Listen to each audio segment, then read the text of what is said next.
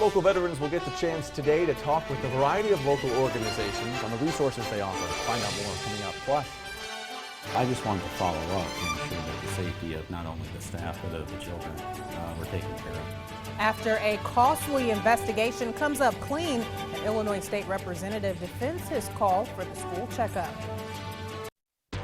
WHBF is local for you. This is Local 4 News this morning. good Thursday morning, and thanks for watching Local 4 News this morning. I'm Chris Langlois. And I'm Emily Scarlett, helping those who risk their lives to fight for our freedom. Today, Congresswoman Sherry Bustos will be hosting her second annual Veterans Benefits Workshop. Local 4's Alice Kang joins us now. And Alice, what groups will be at today's workshop? Good morning, Chris and Emily. Representatives from the Department of Veterans Affairs will be at today's workshop. Some local organizations include Blackhawk College, Unity Point Health Trinity, and Jason's Box. The workshop will take place from 1 until 4 at the Plumbers and Pipe Fitters Hall. That address is listed there on your screen. Veterans and their family members will be able to talk with a variety of organizations about the resources they offer here in the Quad Cities. And that's not it. Representatives from the Department of Veterans Affairs will also be there to assist veterans. We're going to have the person who runs the VA out of Iowa City, which is our main area where veterans go for help in our region. And she's going to be there to answer any questions and you know, to take any hits that she may have to take as a result of some of the issues that we've had over the years with the VA. And if you can't make it out to today's workshop, the Rock Island Arsenal is also doing their part to help veterans and their family members, but you do have to RSVP, and the deadline's coming up. More on that coming up in the second half hour show. Alice Kang, Local 4 News this morning. Thank you, Alice. The Sterling Police Department is asking for the public's help on locating a wanted man. The investigation stems from a fight that happened earlier this month. 20-year-old Cohen Mocklin is wanted on a Whiteside County warrant for aggravated battery and mob action. The Sterling Police Department is asking anyone with information regarding Mocklin's whereabouts. Call the number on your screen for either the Sterling Police Department or the Whiteside County Crime Stoppers. Your chance to weigh in on the future of Davenport's J.B. Young School is today. School board members are holding an open session to hear what you think about possibly closing the school. The board decided this week to take a closer look at shutting its doors, and that session will be held today at 4:45. There will also be a date set for a public hearing at tonight's meeting. Administrators with the East Moline School District say safety concerns surrounding one of their schools are unfounded. The superintendent had ordered testing at Hillcrest Elementary School after receiving complaints that there might be asbestos or dangerous mold in one of those classrooms. Those tests have since come back clean. Now Local 4's Ashley Richmond explains why a state representative pushed for that investigation that cost the district thousands of dollars. This picture is one of many sent to the Illinois State Board of Education earlier this month. A Hillcrest Elementary School employee wanted answers. State Representative Mike Smitty didn't like what he saw when he got pictures of Hillcrest Elementary School from one of his constituents. Pictures the person thought might be black mold. I was shocked that something like that could happen. I just wanted to follow up to ensure that the safety of not only the staff but of the children were taken care of. Hillcrest is not in Representative Smitty's district, but he took the matter to the State Department of Education. The person who sent him the pictures had already contacted the Illinois Department of Labor. Smitty's keeping that person's name confidential, so is the Department of Labor. But an email obtained by Local 4 News shows that Smitty's wife, Deborah, sent a message to Hillcrest Elementary's principal claiming she found black mold on the ceiling tile in her classroom. Independent testing began at the school 2 days later. The company asked the district to replace some ceiling tiles because they had water stains. A later inspection by the Illinois Department of Labor came back clean. And now one more round of independent testing shows no signs of dangerous mold or asbestos. Kevin Roman has 2 children who go to Hillcrest Elementary and says his family couldn't be happier with their experience at the school. Have you ever noticed any issues with like cleanliness or mold or anything like that? Oh, not at all. 100%. It's a good school. It's always been clean, always been taken care of. This whole accusation is ridiculous in my opinion. I'm fine with taking the heat over this as long as we know that it's a safe environment now and as long as the things got fixed. Superintendent Kristen Humphreys declined to go on camera, but told me that the district has spent about $5,000 on testing the school, and more bills are still coming. Ashley Richmond, Local 4 News. Thanks, Ashley. Moline's New Hamilton Elementary School off to a rocky start. The school unexpectedly has 90 students enroll in their kindergarten this year. Right now, there are only 3 kindergarten teachers, and parents say that's not enough to deal with 90 kids. Moline superintendent says they plan to move a teacher from another grade to kindergarten, but that process could take a while.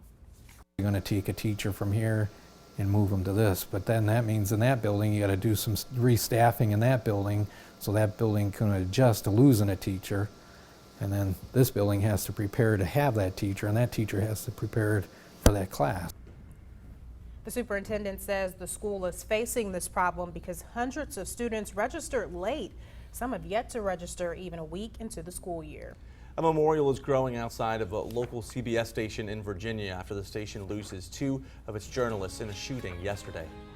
Reporter Allison Parker and cameraman Adam Ward were in the middle of a live TV interview when authorities say 41-year-old Vester Flanagan shot and killed them. Flanagan, who took his own life after that incident, described himself in a 23-page document as a human powder keg motivated by the Charleston shooting massacre.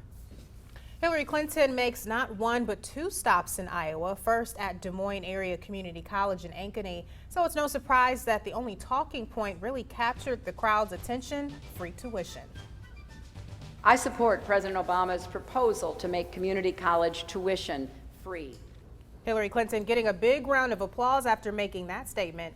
And in addition to free tuition, Clinton says she does not think students should have to borrow tuition money to go to public universities. Clinton even has a plan to refinance student debt, but while the students like Clinton's ideas, they are concerned about whether she can turn her words into action if elected to the presidency. Well, changes to the rules for schools in Illinois will mean fewer suspensions and expulsions next school year. A new law will be in place that limits public classroom and school punishment. It's part of a nationwide push to encourage other forms of discipline and leave suspensions only as a last resort. Educators now need to create new and appropriate disciplinary actions. Even though we have rules and policies, we do try to specify discipline to the student based around their own individual needs. Advocates hope this change will cut down on the number of minority students who get kicked out of school. And Emily, we mentioned during the last hour, this is, part of a trend. Of course, punishment used to be a lot more physical, decades ago. And this is just maybe a longer trend of just getting things right, finding out what really works there. Yeah, I think you're right about that. And this is actually a part of today's Hot Topic question. So be sure to head over to our Facebook page. Do you think class punishment is too harsh these days or not harsh enough? So let us know what you think. Let's check in with meteorologist Anthony Peoples on this Friday Eve. You said you're familiar with those sort of harsher punishments that used to be incorporated into schools, right? I think I got paddled a couple of times when I was in elementary school. Yes, I do recall that. So I can't imagine. I'm sure many of you watching right now, that was a reality growing up as well. But I can't imagine. Yeah, me either.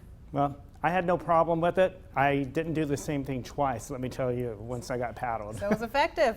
It was effective. I think I turned out okay.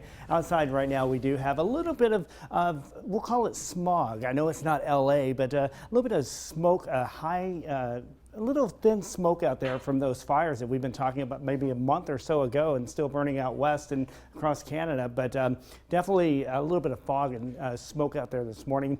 Not too bad. Visibility still at 7 miles or better across the area. Our temperatures right now, 55 in Moline. Winds are calm at this time. Same temperature in Davenport, but a south-southeast wind at 6. Dew point still in the low to mid 50s, which means the air is still very comfortable out there. There are some high clouds blowing in across Iowa, thicker clouds out across western Iowa where some storms are gathering in the plain states. Patchy fog this morning or smog, 57 degrees, and then by this afternoon, temperatures a little warmer than yesterday. Those high clouds will be moving in, thickening as we go through the evening and overnight hours, and that will lead to our next and only chance of real rain as we see it right now over the next 10 days. And rain is always real, whether it's real chances or not.